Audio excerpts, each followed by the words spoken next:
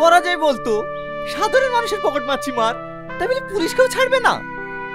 তোরা জানিস আজ পর্যন্ত আমার প্রমোশন হচ্ছে না কেন? কেন স্যার? ওই চোর দুটিকে ধরার দায়িত্ব আমার উপরে দিয়েছে। ওই চোর দুটিকে ধরতেও পারছে না, আর আমার প্রমোশনও হচ্ছে না। আর এবার দিদি শুনে আমার পকেট মেরেছে, তাহলে আমাকে অফিসের থেকে হাবিলদার বানিয়ে দেবে। তাহলে তো স্যার খুব ভালোই হবে, আমরা তিনজন এক পোস্টেই থাকবো। চুপ! যেভাবেই হোক ওদেরকে আমাদেরকে ধরতেই হবে। চল।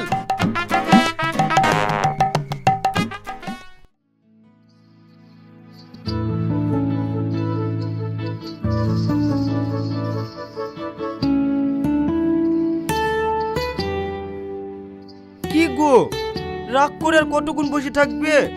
এদিকে ঘোরো না। তোমার সাথে আমি কথা বলবো না। কেন? আমি আবার কি করলাম?